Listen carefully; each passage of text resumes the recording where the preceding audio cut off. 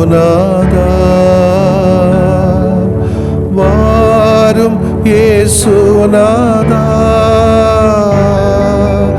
எந்தன் இதயம் தேடிடும் அன்பே நீ வாரும் இயேசுநாதா வாரும் இறைவனே வாரும் இறைவனே எந்தன் இதயம் தேடிடும் அன்பே நீ வாரும் இறைவனே வாரும் இறையாவியே வாரும் இறையாவியே எந்தன் இதயம் தேடிடும் அன்பே நீ வாரும் இறையாவியே.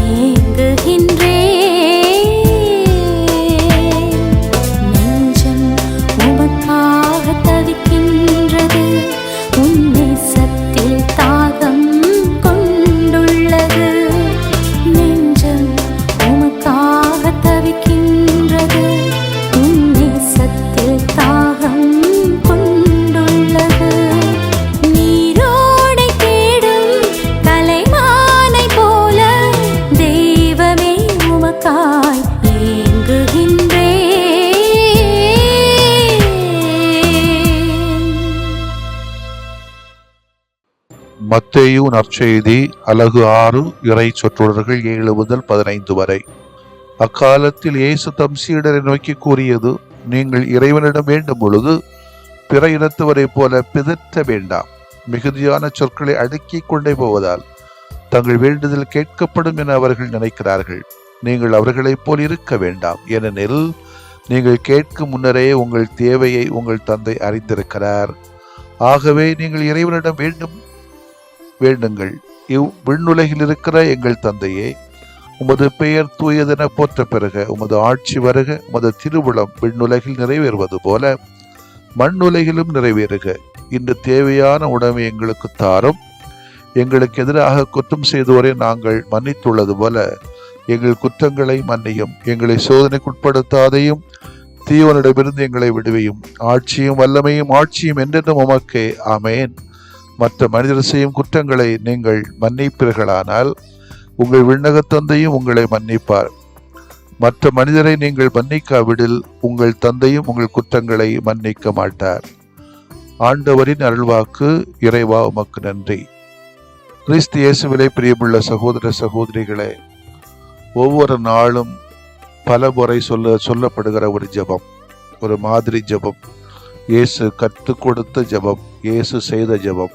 எங்கள் மறை மாவட்டத்திலே இப்பொழுதெல்லாம் ஒரு கலாச்சாரம் வந்திருக்கிறது.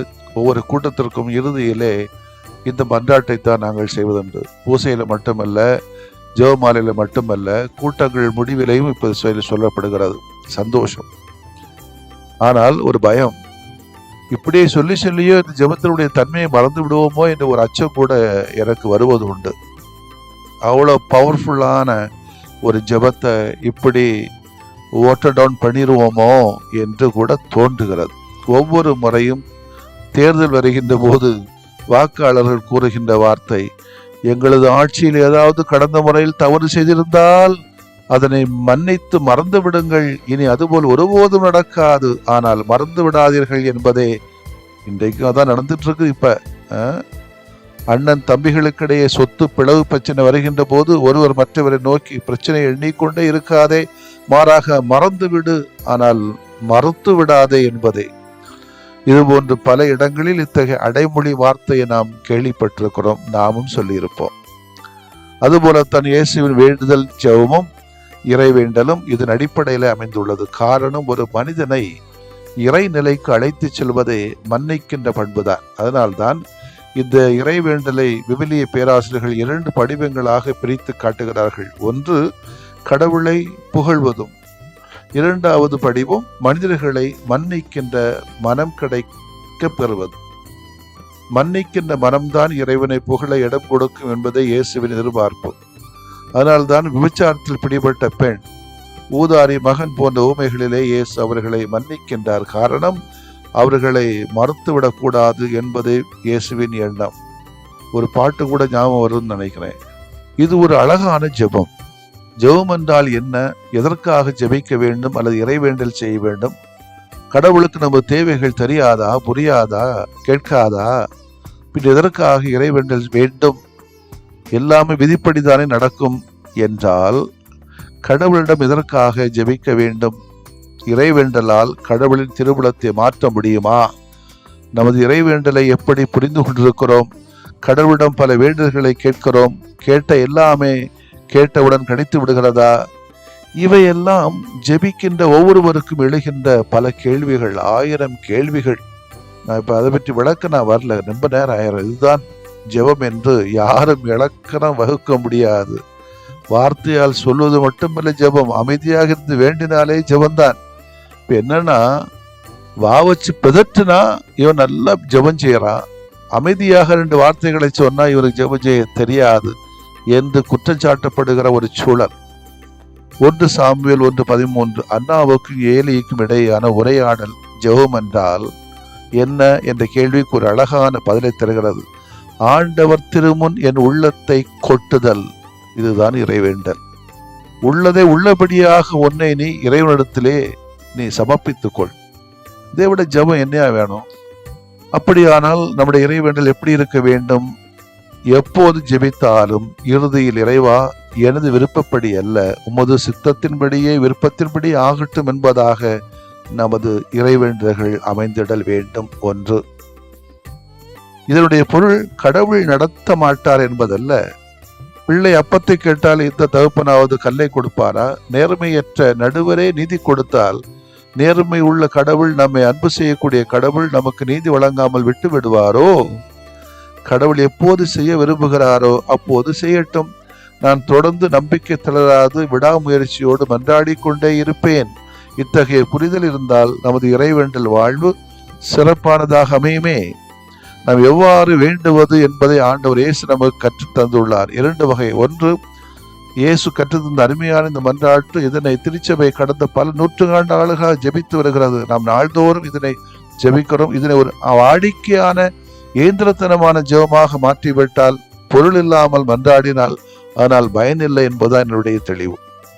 இது ஒரு மாதிரியாக இந்த ஜெபத்தை நாம் எடுத்துக்கொண்டோம் என்று சொன்னால், கடவுளுடைய மாட்சி தான் ஜெபத்தினுடைய முதல் படி. 2வது, நீதி வழங்குகிற தந்தை நம்மை நிச்சயமாக வழிநடத்துவார் என்ற ஒரு நம்பிக்கை நமக்கு வேண்டும். அப்படி என்றால் ஒப்புரவாகுதல், மன்னிப்பு கொடுத்தல், மன்னிப்பு கேட்குதல் 2வது படி. இதுல ஒரு கேள்வி வரும்.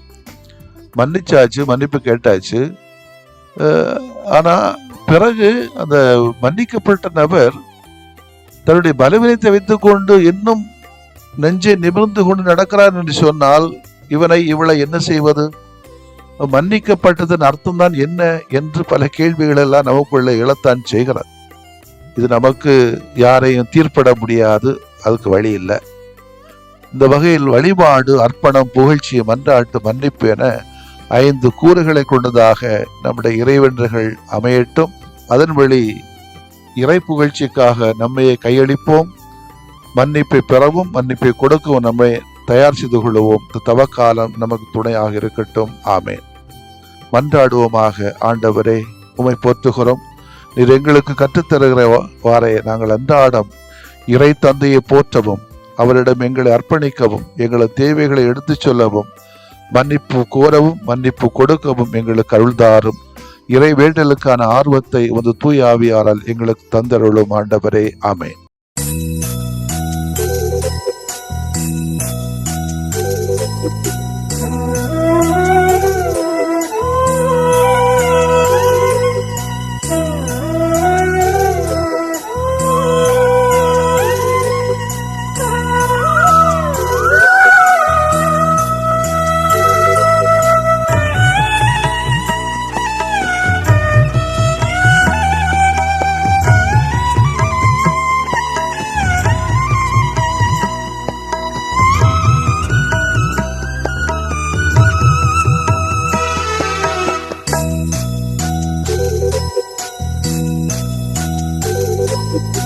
ஆண்டவரே, என் வேண்டல் கேட்டருள்வீரே.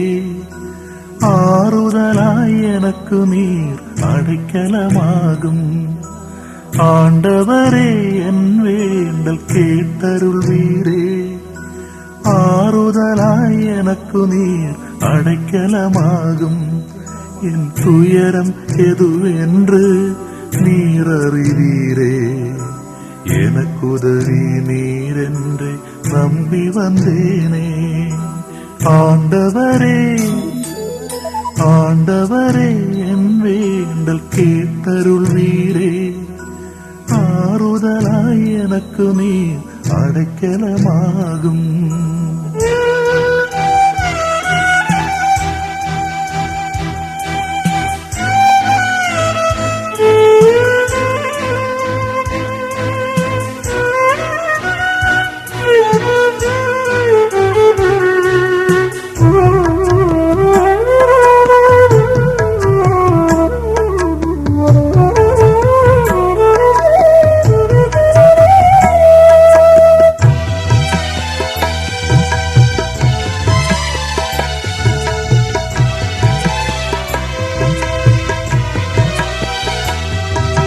துயரம் பல என எழுத்த துவண்டு போனே. துடுப்பிழந்த படகாக தனிமையானே.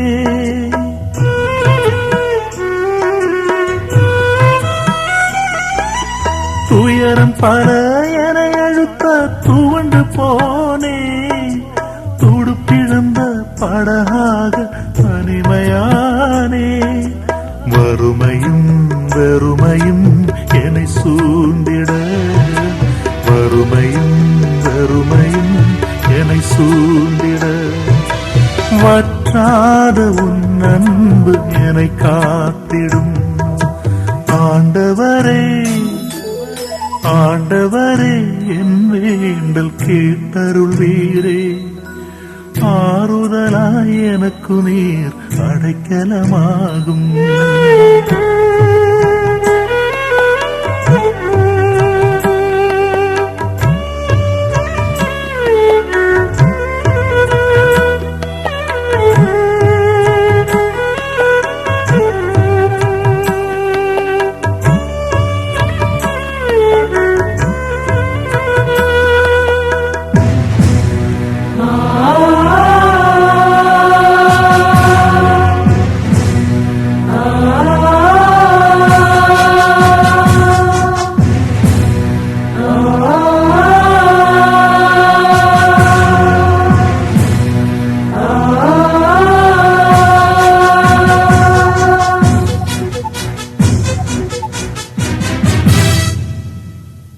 அநியாய செயல் கண்டு உள்ளம் அழுதேன்.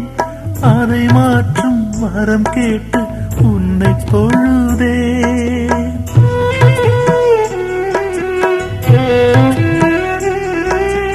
அநியாய செயல் கண்டு உள்ளம் அழுதேன். அதை மாற்றும் வரம் கேட்டு உன்னை தொழுதேன். நீதியும் நேர்மையும் எனில் வாழ்ந்திட, நீதியும் நேர்மையும் எனில் வாழ்ந்திட, நிலையான உன் கரம் என்னை தாங்கிடும். ஆண்டவரே என் ஆண்டவரே, ஆண்டவரே என் வேண்டல் கேட்டருள்வீரே. ஆறுதலாய் எனக்கு நீர் அடைக்கலமாகும். என் துயரம் எதுவென்று நீர் அறிவீரே. எனக்குதவி நீரென்று நம்பி வந்தேனே. ஆண்டவரே என் வேண்டல் கேட்டருள்வீரே. ஆறுதலாய் எனக்கு நீர் அடைக்கலமாகும்.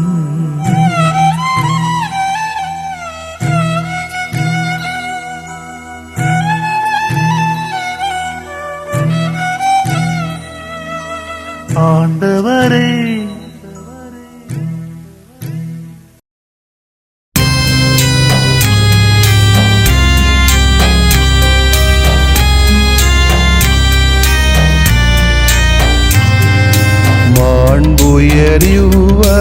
மாண்புயரிவருள்ளடையாளத்தை தாழ்ந்து பணிந்து ஆராதிப்போம்.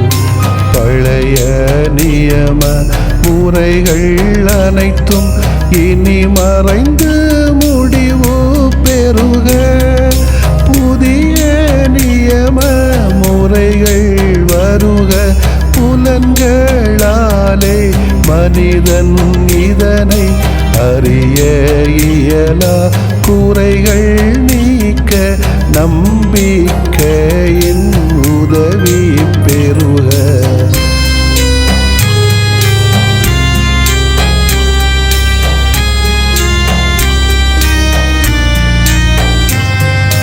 தந்தை அவர்க்கும் மகன் அவர்க்கும் புகழ்ச்சியோடு வெற்றியாக்கும். மீட்பின் பெருமை மாட்சிமையோடு வலிமை வாழ்த்து யாவுமாக. இருவரிடமாய் வருகின்றவராம் தூய ஆவியானவர்க்கும் அளவில்லாத சமப்புகழ்ச்சி என்றுமே உண்டாகுக. ஆமென். வானில் நின்று அவர்களுக்கு அப்பமளித்தீரே. இனிமையெல்லாம் தன்னகத்தில் கொண்ட அப்பம் இதுவே. மன்றாடுவோமாக. இறைவா, இந்த வியப்புக்குரிய அருளடையாளத்திலே உம்முடைய பாடுகளின் நினைவை எங்களுக்கு விட்டு சென்றீ. உமது திருவுடல் திரு ரத்தமாகியவற்றின் தூய மறைபொருளை வணங்கும் நாங்கள் உமது மீட்பின் பயனை இடைவிடாமல் துய்த்து உணர்ந்து மகிழ அருள்வீராக. தந்தையாகிய இறைவனோடு தூய ஆவியாரை ஒன்றிப்பில் இறைவனாய் என்றென்றும் வாழ்ந்து ஆட்சி செய்த உம்மை மன்றாடுகின்றோ.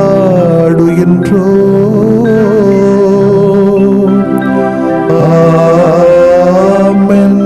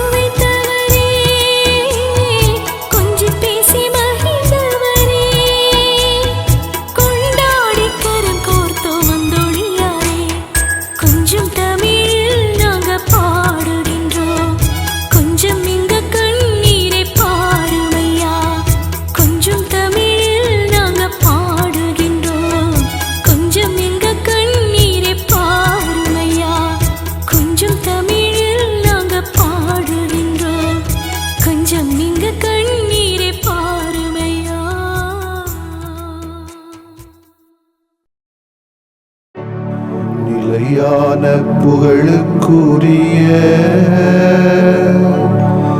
தூய இறை நன்மைக்கு எல்லா காலமும் தொழுகையும் புகழும் போற்றியும் ஆட்சிமையும் உண்டாக கடவது. போற்றியும் ஆட்சிமையும் உண்டாக கடவது. தந்தை, மகன், தூய ஆவியாரின் பெயராலே ஆமென்.